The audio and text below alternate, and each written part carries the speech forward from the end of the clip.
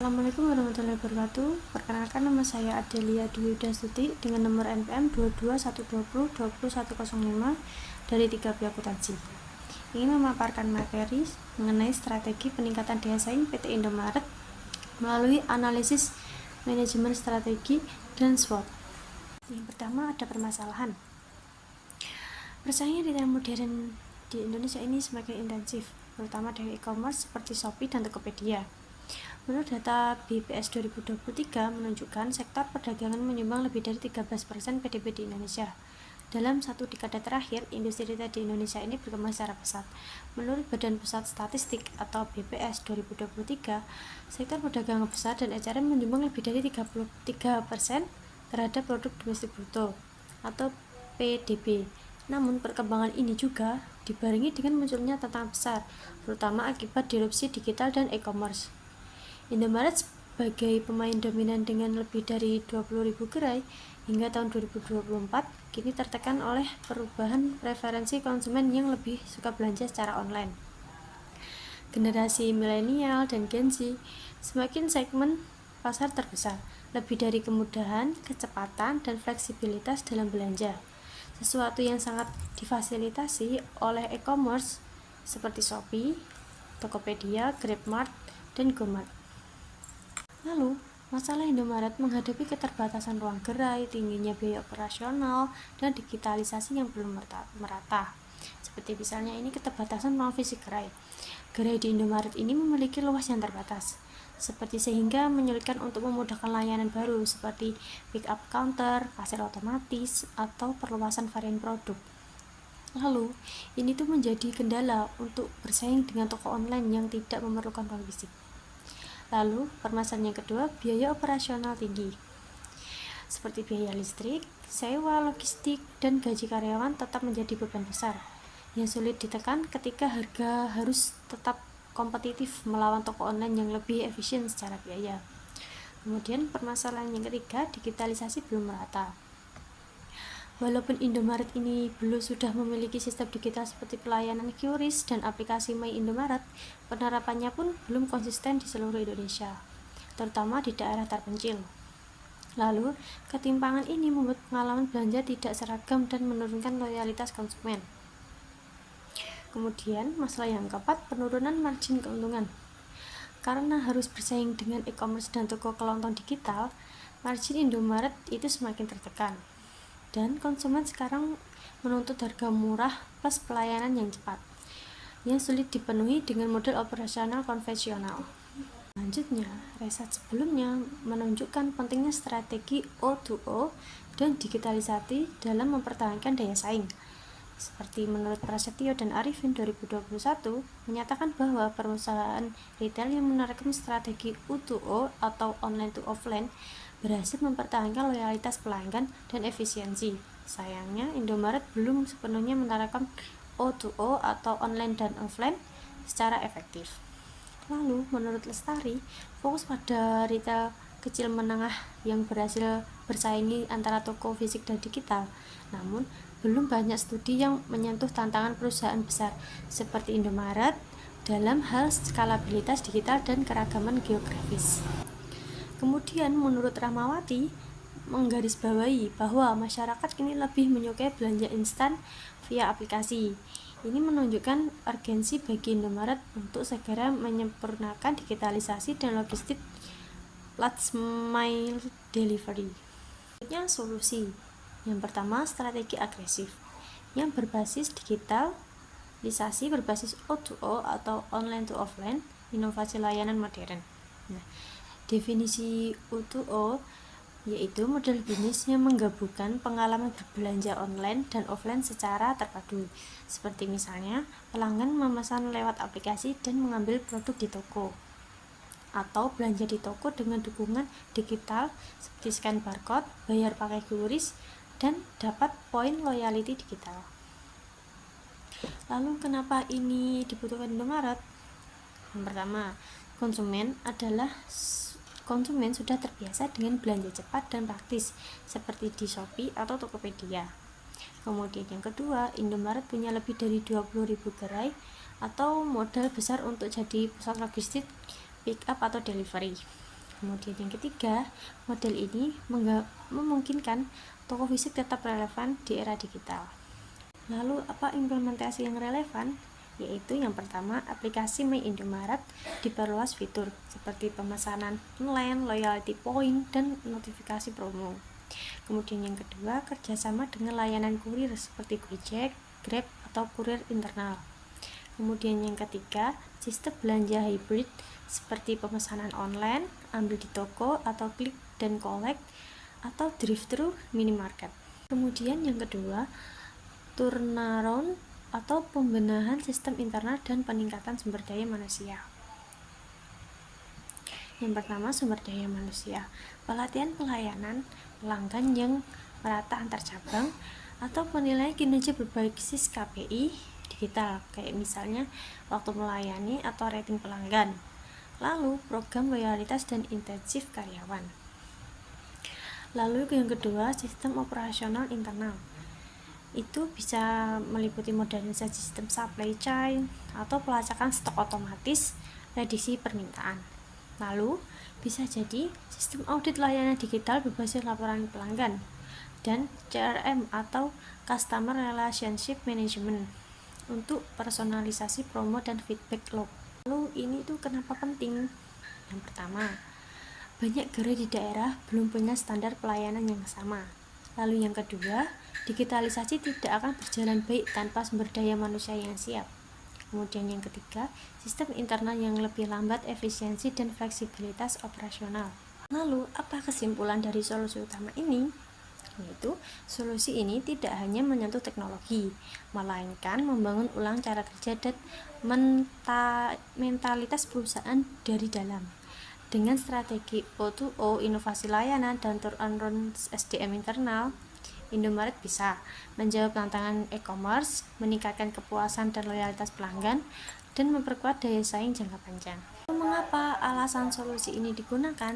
Yang pertama, ada kekuatan internal Indomaret, seperti sumber daya manusia atau sumber daya manusia yang kompeten. Indomaret ini memiliki karyawan terlatih dan berpengalaman dalam pelayanan pelanggan. Lalu, banyak gerai dikelola dengan sistem pelatihan rutin, menjadikan pelayanan ramah dan efisien sebagai standar. Lalu, sumber daya manusia itu yang kompeten memungkinkan pelaksanaan program transformasi digital dan inovasi layanan secara lebih cepat dan akurat. Lalu yang kedua itu lokasi gerai itu yang strategis, memiliki lebih dari 20.000 gerai di seluruh Indonesia, menjangkau kota besar hingga pelosok desa, bahkan di titik yang belum terjangkau e-commerce. Lalu potensi besar untuk dijadikan hubungan distribusi O2O atau online to offline atau titik pengambilan belanja online. Lalu yang ketiga, brand awareness dan loyalitas tinggi. Merek Indomaret itu sudah sangat dikenal dan dipercaya masyarakat Indonesia, dan konsumen cenderung memilih toko dengan reputasi dan kenyamanan yang konsisten, terutama dalam hal ketersediaan produk dan layanan. Lalu pada peluang eksternal, yang pertama, tren digitalisasi dan perilaku konsumen cashless. Konsumen semakin terbiasa dengan e-wallet, QRIS, dan pembayaran cepat. Survei BPS dan BI di tahun 2023 menunjukkan peningkatan signifikan transaksi non-tunai khususnya di kalangan usia 20-40 tahun. Dan Indomaret bisa memanfaatkan tren ini dengan meningkatkan fitur digital dan layanan pembayaran modern. Selanjutnya yang kedua, perubahan gaya hidup, yaitu ingin praktis dan cepat. Konsumen ini lebih menyukai belanja praktis, hemat waktu, tanpa antri, dan layanan seperti drive-thru, belanja online pick up di toko, dan pengantaran cepat sangat diminati. Lalu ini menjadi peluang besar bagi Indomaret untuk mengintegrasikan layanan digital ke dalam toko fisik. Yang ketiga, konsumen menghargai kemudahan dan kecepatan. Seperti e-commerce berkembang pesat karena menawarkan kenyamanan. Tapi Indomaret punya keunggulan dalam proses transaksi langsung tanpa menunggu pengiriman. Bila bisa digabungkan dengan sistem digital, akan sangat kompetitif. Lalu riset pendukung menurut Rahmawati yang berjudul Studi Dinamika Persaingan Marketplace dalam Retail Modern. Temuan utamanya, perubahan besar perilaku konsumen dari belanja fisik ke belanja online, dan platform seperti Shopee dan Tokopedia menawarkan kecepatan, diskon, dan kemudahan yang membuat retail konvensional terancam. Lalu relevansi relevansi ke Indomaret, menunjukkan urgensi transformasi digital agar Indomaret dapat menyaingi e-commerce dalam hal kenyamanan dan kecepatan. Dan rekomendasi solusi, integrasi antara toko fisik dan digital O2O untuk menjaga relevansi. Selanjutnya, menurut Lestari yang berjudul studi strategi online to offline atau O2O pada perusahaan retail di Indonesia. Temuan utamanya, online to offline meningkatkan loyalitas pelanggan melalui kemudahan transaksi online dan pengalaman fisik yang tetap tersedia, dan retail yang menerapkan online to offline terbukti lebih mampu bertahan dan tumbuh di tengah disrupsi digital. Lalu relevansi ke Indomaret. Indomaret memiliki toko fisik yang luas, sangat potensial diubah menjadi node online to offline. Dan penelitian ini menguatkan alasan mengapa digitalisasi bukan sekadar pilihan, melainkan kebutuhan yang strategis. Selanjutnya, menurut Suryana dan Putri dan Nugroho tahun 2002 yang berjudul Studi Tantangan Transformasi Digital di Minimarket Skala Nasional. Temuan utamanya, perusahaan retail besar menghadapi tantangan berbeda dari UMKM dan dalam digitalisasi karena banyak cabang, perbedaan kesiapan SDM di tiap wilayah, infrastruktur teknologi tidak merata. Lalu relevansi ke Indomaret, penelitian ini sangat cocok untuk konteks Indomaret yang tersebar luas secara geografis dan menunjukkan bahwa transformasi digital harus diiringi dengan pelatihan sumber daya manusia, modernisasi sistem, dan standarisasi pelayanan, dan mendukung strategi turnaround internal yang ditawarkan dalam solusi. Kesimpulan dari ketiga riset tadi yaitu semua riset mendukung bahwa transformasi digital, terutama online to offline atau O2O, adalah strategi utama yang relevan, mendesak, dan efektif untuk menghadapi yang pertama, perubahan perilaku konsumen, yang kedua, ancaman e-commerce, dan yang ketiga, ketidakseimbangan sistem internal dan detail besar seperti Indomaret. Selanjutnya, pemaparan gap riset atau celah temuan penelitian sebelumnya. Penelitian ini menemukan beberapa kekosongan gap dalam studi sebelumnya yang menjadi dasar kebaruan atau novelty penelitian.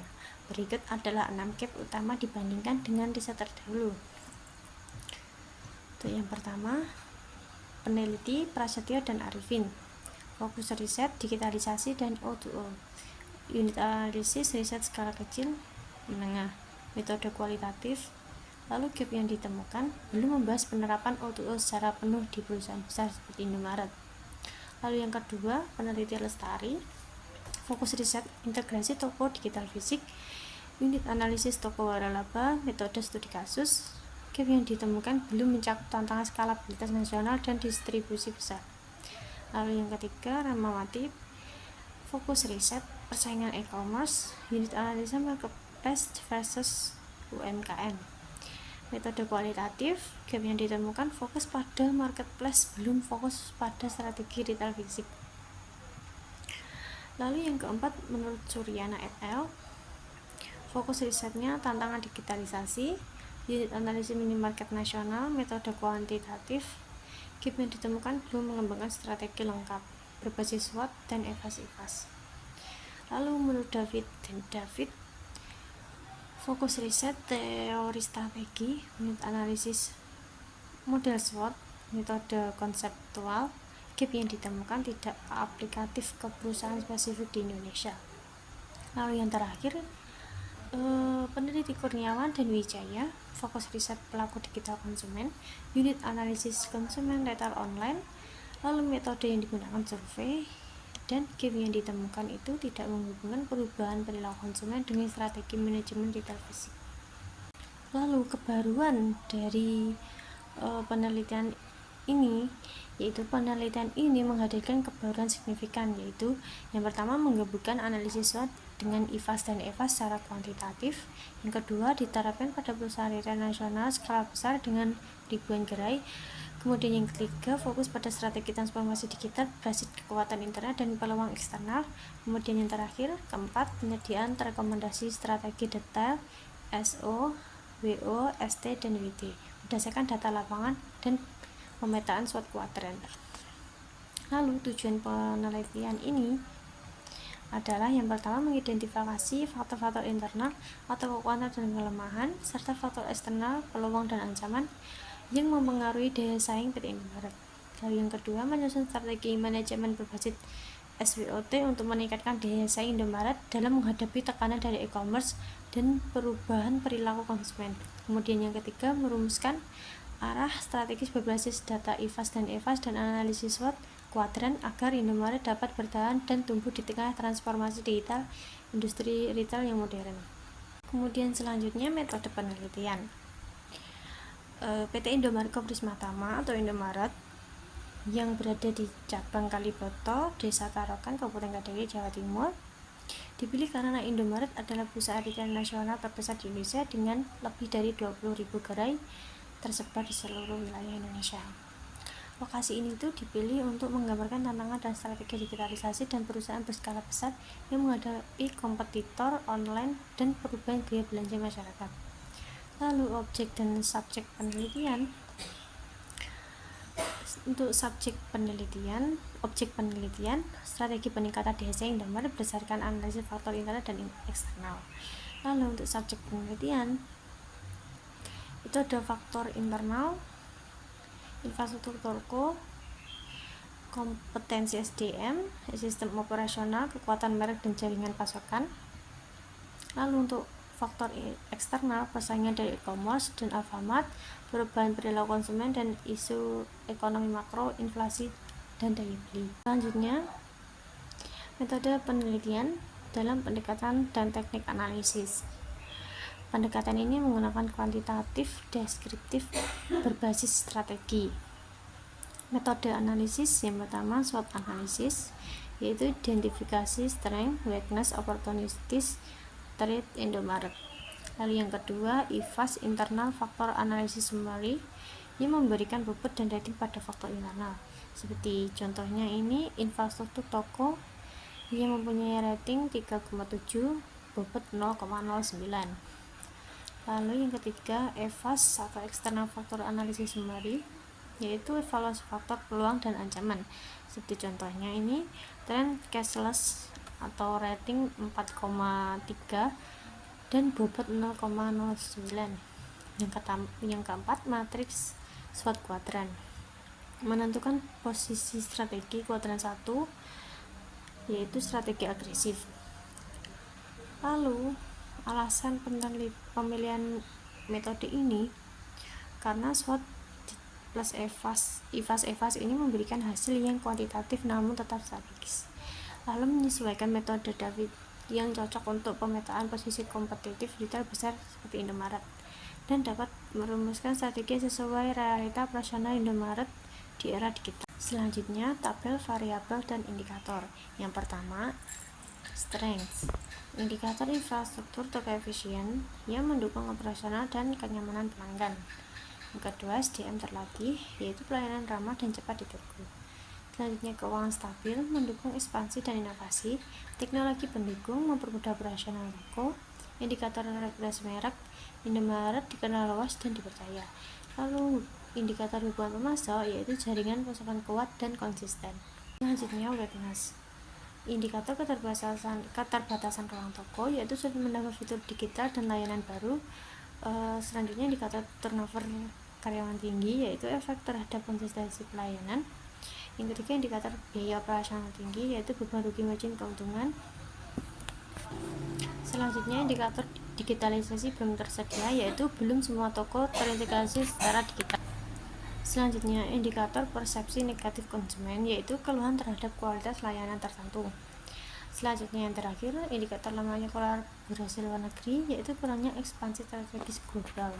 Selanjutnya opportunities, indikator cashless atau digital payment, yaitu peluang percepatan layanan modern. Selanjutnya kerjasama UMKM lokal, yaitu produk lokal lebih digemari oleh konsumen.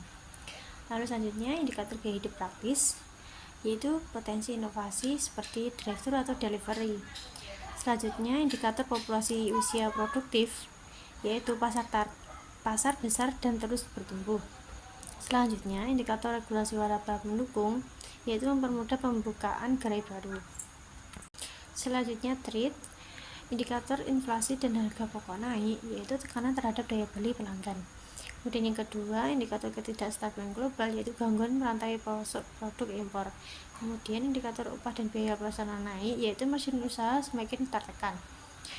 Selanjutnya, indikator perubahan tren produk atau ramah lingkungan dan sehat, yaitu tantangan ketersediaan dan supply. Selanjutnya, risiko reputasi atau media sosial, yaitu keluhan pelanggan cepat menyebar karena kan menggunakan media sosial. Selanjutnya, metode penelitian, teknik analisis yang digunakan. Yang pertama, IFAS atau Internal Factor Analysis Summary, yaitu bobot ditambah ranting faktor internal atau S dan W, yaitu total skor Indomaret sebesar 3,31. Selanjutnya, EVAS External Factor Analysis Summary, yaitu bobot ditambah rating faktor eksternal atau O dan T, yaitu mendapatkan skor 2,65. Selanjutnya, matriks SWOT kuadran menentukan posisi strategis perusahaan, yaitu kuadran 1, strategi agresif, mengkombinasi kekuatan dan peluang. Lalu alasan metode ini dipilih itu apa? Karena metode kuantitatif SWOT dan ditambah IFAS dan EVAS itu digunakan karena mampu yang pertama menganalisis posisi strategis perusahaan secara objektif, lalu merumuskan strategi spesifik berbasis data, dan yang ketiga menyediakan kerangka berpikir struktur untuk mengambil keputusan strategi. Selanjutnya, faktor internal atau IFAS. Yang pertama, kekuatan atau strength. Indikator infrastruktur toko efisien, rating 3,7, bobot 0,09, skor 0,33,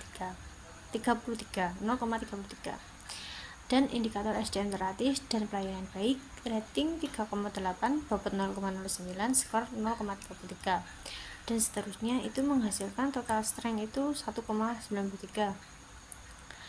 Lalu yang kedua, kelemahan atau weakness. Indikator ruang toko terbatas dengan rating 3,4, bobot 0,08, dan skor sebesar 0,30.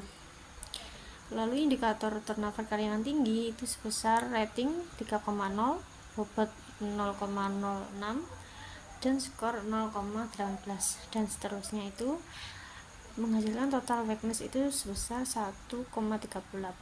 Jadi total IFAS ini sebesar 3,31, yaitu kekuatan lebih dominan dan landasan strategi lebih agresif.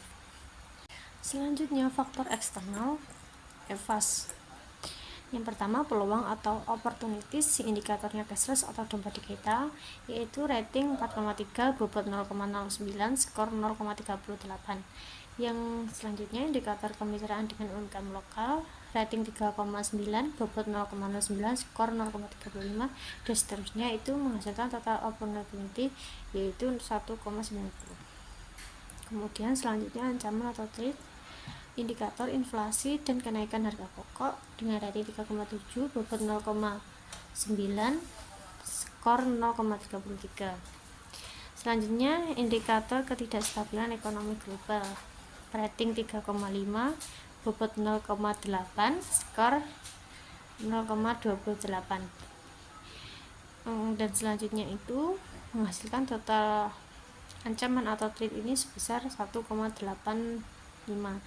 Dan jadi total EVAS ini yaitu 2,65. Peluang unggul tipis dan potensi pertumbuhan tetap tinggi. Selanjutnya, peta kuadran. Yang pertama, kuadran 1 atau SO, posisi strategi agresif, fokus, tumbuh, dan ekspansi. Lalu rekomendasi strategis itu, kembangkan O2O atau online to offline, lalu digitalisasi layanan e-wallet, aplikasi Indomaret atau inovasi produk, dan bundling promosi. Kemudian kuadran 2 atau WO, posisi strategi turn around, fokus perbaiki kelemahan. Rekomendasi strategis itu latih sumber daya manusia menghadapi digitalisasi, lalu meratakan kualitas pelayanan antar gerai dan gencarkan promosi digital. Kemudian kuadran kuadran 3 atau ST strength. Posisi strategi itu defensif, fokus menghadapi ancaman dengan kekuatan. Lalu rekomendasi strategis itu perkuat diferensiasi layanan, stabilkan pasokan dan harga, perkuat manajemen reputasi. Kemudian yang keempat, WT, posisi strategi diversifikasi bertahan, fokus minimalisir risiko internal dan eksternal. Lalu rekomendasi strategis, audit layanan berkala, adaptasi produk ramah lingkungan, dan pengembangan sistem pengaduan online. Lalu analisis SWOT lengkap, ini yang pertama SO, strength dan opportunity, yaitu strategi yang disarankan penguatan digitalisasi dan inovasi layanan berbasis aplikasi dan cashless. Kemudian yang kedua, WO atau weakness opportunity, strategi disarankan perbaikan layanan dan integrasi sistem digital di semua cabang. Kemudian yang ketiga, ST atau strength dan threat, strategi yang disarankan jaga kualitas dan reputasi merek, perluas layanan bernilai tambah. Kemudian SWOT yang keempat, WT atau weakness dan threat, strategi yang disarankan itu audit internal dan pelatihan sumber daya manusia untuk mengurangi resiko eksternal. Dan ini secara strategis berada pada posisi agresif bertumbuh, namun untuk akses perlu strategi kombinasi, yaitu SO menyerang peluang, WO memperbaiki kelemahan, dan STWT mengelola ancaman. Lalu selanjutnya pembahasan. Yang pertama, faktor internal, aspek strength, teman SWOT atau SWOT, sumber daya terlatih, reputasi merek kuat, jaringan distribusi yang luas. Lalu kekuatan ini memungkinkan Indomaret merespon digitalisasi secara cepat dan dipercaya oleh pelanggan. Kemudian faktor internal yang kedua ada weakness. Digitalisasi belum merata, biaya operasional tinggi, dan pelayanan itu belum konsisten. Lalu kelemahan ini itu dapat menghambat ekspansi jika tidak ditangani dengan penguatan sistem dan pelatihan sumber daya manusia. Kemudian faktor eksternal yang pertama opportunities, yaitu tren belanja cashless, gaya hidup instan atau delivery dan drive-thru, dan dukungan regulasi waralaba, yaitu peluang besar untuk integrasi O2O dan ekspansi toko modern berbasis digital. Selanjutnya faktor eksternal yang kedua ada threats, persaingan e-commerce seperti Shopee dan Tokopedia, risiko reputasi media sosial, dan inflasi dan naiknya harga pokok, yaitu ancaman ini menekankan margin keuntungan dan kepercayaan konsumen jika tidak ada kelola dengan strategi komunikasi dan efisiensi operasional. Selanjutnya yang berkaitan dengan penelitian terdahulu. Yang pertama ada Rahmawati, pedoman penelitian konsumen ini beralih ke e-commerce karena efisiensi. Nah, kaitannya apa dengan hasil analisis SWOT Indomaret? Yaitu sejalan dengan ancaman eksternal yang dihadapi Indomaret seperti Shopee dan GrabMart. Kemudian yang kedua, menurut Lestari, O2O meningkatkan loyalitas dan efisiensi. Kaitannya dengan hasil SWOT Indomaret itu mendukung strategi SO Indomaret dalam memperkuat digitalisasi dan layanan O2O. Kemudian yang ketiga, menurut Suliana et al., temuan penelitian digitalisasi retail besar sering tidak merata, yaitu kaitannya apa dengan hasil analisis SWOT Indomaret, yaitu sesuai dengan kelemahan Indomaret yang mengalami gap digital antar cabang. Kemudian yang keempat, menurut Prasetyo dan Arifin, temuan penelitian kolaborasi teknologi dan sumber daya manusia sangat krusial, yaitu kaitannya dengan hasil SWOT Indomaret adalah menguatkan strategi WO atau peningkatan SDM di pemanfaatan teknologi. Kemudian yang kelima, menurut David, teman penelitian SWOT ditambah IVAS dan EVAS efektif untuk strategi, yaitu kaitannya dengan hasil analisis SWOT Indomaret, yaitu menjadi dasar metode analisis strategi yang digunakan dalam penelitian ini. Selanjutnya kesimpulan. Yang pertama, PT Indomarko Prismatama atau Indomaret ini memiliki kekuatan internal yang signifikan, terutama dari sisi reputasi merek yang kuat, sumber daya manusia yang profesional, dan infrastruktur toko dan jaringan distribusi yang luas.